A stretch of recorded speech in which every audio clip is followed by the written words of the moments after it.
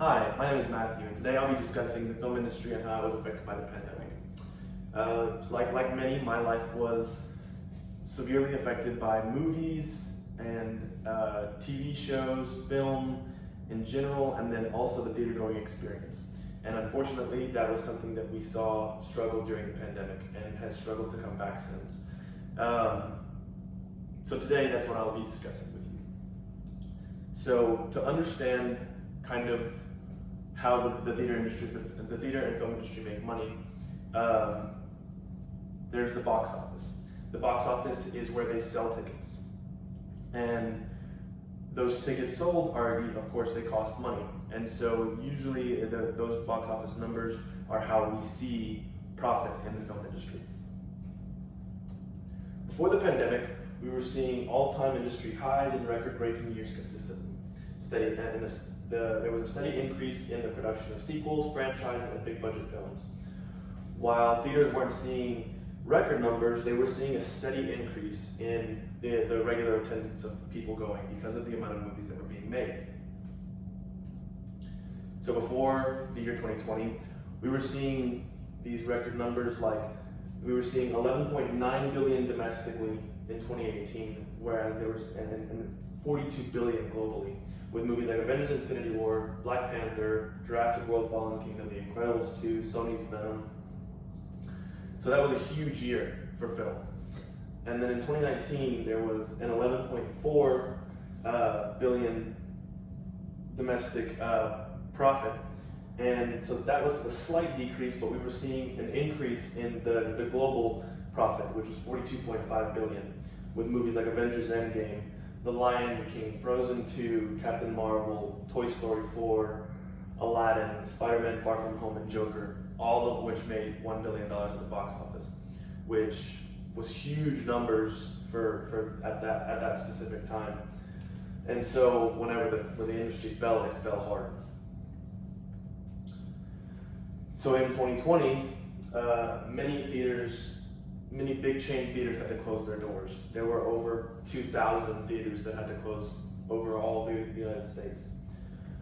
And so, of course, due to that, we saw the number of films go from 955 to 410, I think. It was somewhere in that range. And of course, the gross profit of that the film industry was seeing cut way down. It went from, of course, like I said, 11.4 billion to somewhere in the range of like 2.8 billion. Studios were struggling to find new ways to make money while theaters closed their door, and so they did some things that might have seemed a little bit hasty. So they started to increase their release on streaming. So something that they did was, in an attempt to recover from the closing of theaters, studios increased the number of releases on streaming services. And they also began to invest in some streaming options themselves. Some of them even starting their own streaming services or partnering with others to start streaming services together. Another huge hit to theaters was the simultaneous streaming and theater releases, which was where they would release the movie in theaters for the normal cost of what a ticket would cost, and then they would release it on a streaming service for the price of like two to three tickets, which, you know, you could watch a movie with 8 people at home for the price of what it would cost you to watch for 2 people to watch. And so in the year following the pandemic, they were seeing those struggles consistently. And while the total gross did increase from the year previous, I think by 112%, it was in 2020 the gross profit was 2.1 billion domestically, and the gross profit in 2021 was 4.5 billion domestically. Despite this increase, films being released on streaming and in theaters at the same time caused theaters to continue to struggle to compete. Spider-Man: No Way Home was the first movie after the pandemic to see $1 billion, and it saw that within 2 weeks. And so this was the beginning of some hope for the future of the theater industry. And so in 2022, we saw a little bit closer to what we would expect, but it's still smaller years.